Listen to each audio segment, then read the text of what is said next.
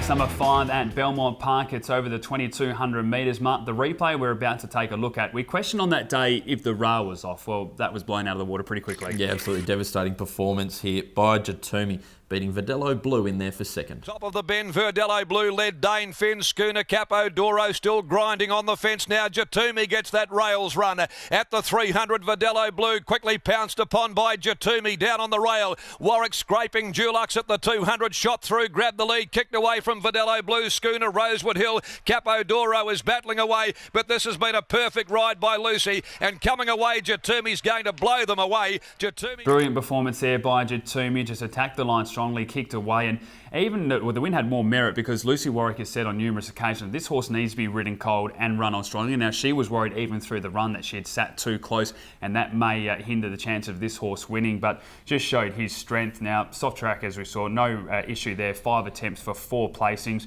Drawn 12, I think they'll go back, work into this race, and again, I think he'll be too good. Verdelho Blue, he was game there for second, holding on after leading, and Fiona Bell keeps the ride there. Coming out of that race, Schooner was third, as you saw in the replay.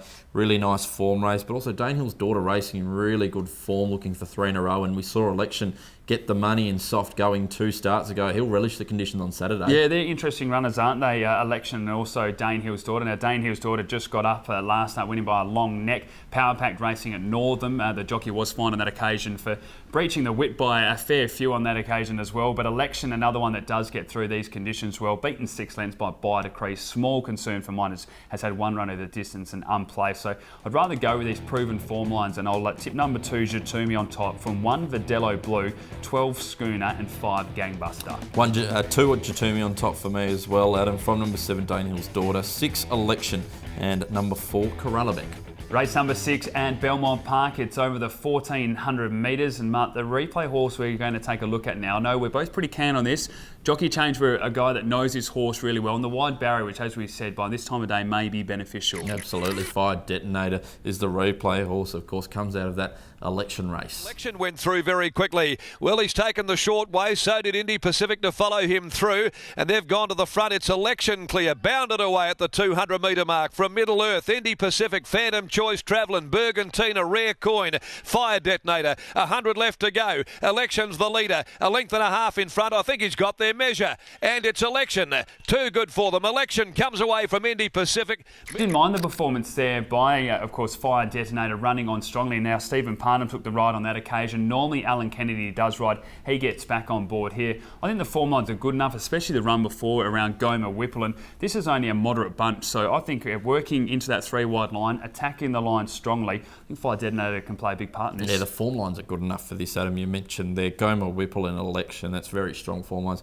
Estelle resuming there in Let's Twist. Also Hakuna Matata. Cut Snake also getting into its preparation. So a few stayers there just looking to hit the line, but of the rest, Proclamation, a last start winner. Not sure about it coming down to 1400 metres. No, big cross to mine. I think it wants that 16 up to 2000. So I think for Brad Graham, just hasn't had the choice of many runs because he did say he wanted to get distance into the horse. So happy to put a line through that one. But horses like Chasing Chaos and Phantom Choice, even Grey Enigma, they do have form around a soft track as well. So they could certainly play a part in the numbers. Your numbers for this one, Adam? Number 8, Fire Detonator, from 2 Grey Enigma, 4 Chasing Chaos and 6 Phantom Choice. 8 on top for me as well. He really stands himself out. From number 4, Chasing Chaos, 6 Phantom Choice, and number 5, Slip Mover. Race number 7 at Belmont Park. Mark, this is the one we've been waiting for. The listed Belmont Classic over the 2200 metres, and the question mark is, can Gadding win again 3 weeks running in a row? Yeah, I think he can win this one, Adam. Let's go and have a look at the Aquanita. 2 starts ago for Gadding and 1 start to go for the rest of the boys. Ruffy Crimson's Rocket, Gadding called upon, keeps coming,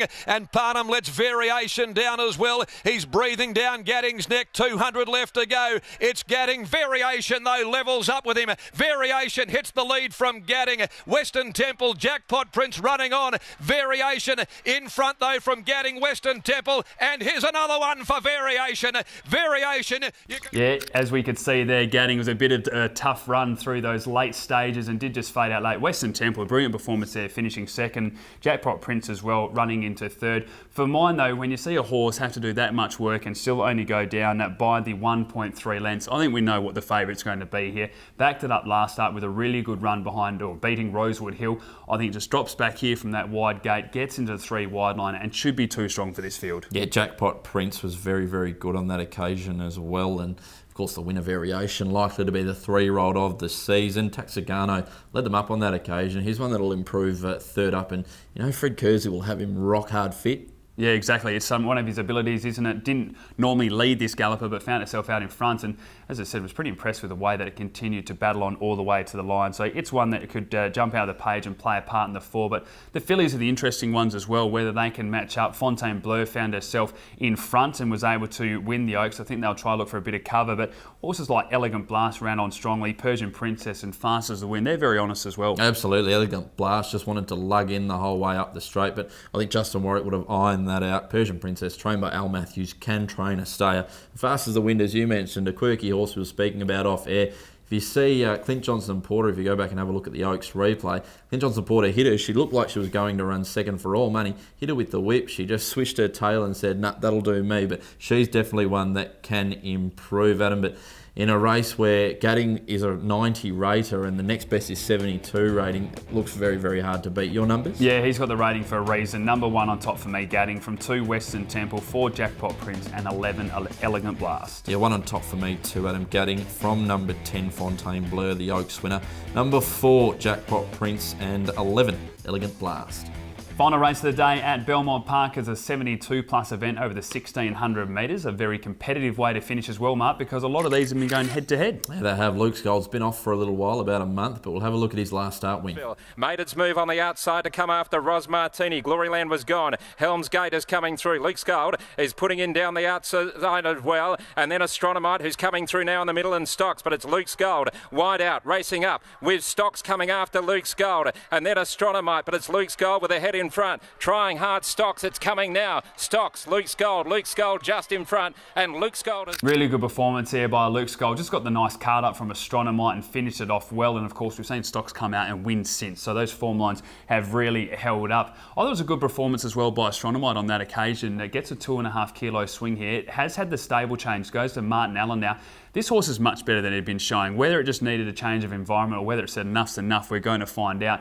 I'm hoping that it just needed a change of environment, and if that's the case, I really think Astronomite can turn the tables here and play a part. It certainly wasn't a bad run, was it? Jared Noski in the saddle on that occasion. War got in very good form, despite being 6th last start. Was only beaten 1.5 lengths, so he's in very good form, and I'm starting to get the feeling that the War Chants actually appreciate a bit of sting out of the track as well, so I'm expecting another good run from him. Yeah, spoke to Neville Parton about this galloper, and they've decided this horse, they think, just might want the distance. The 13 could have been too short, so they're happy to have that weight back up and go over the 1600 metres, and hopefully we see some improvement. Yeah, Thunderclap Newman as well, a noted wet tracker, is second up. That's the query, so whether the fitness is there or not. But 1600 metres suits, and we may get to a bottomless track by this part of the day, and this could be the one left standing at the end, and I think you'll get a price, Adam. Who are you going with? I'm going to go with number 5 Astronomite from 2 War Gods, 7 Luke's Gold and 1 Repario. I've got number 3 on top here, Thunderclap Newman, at an each-way basis from number 7 Luke's Gold, number 2 War God, and the 13 down the bottom there, Uptown Funk.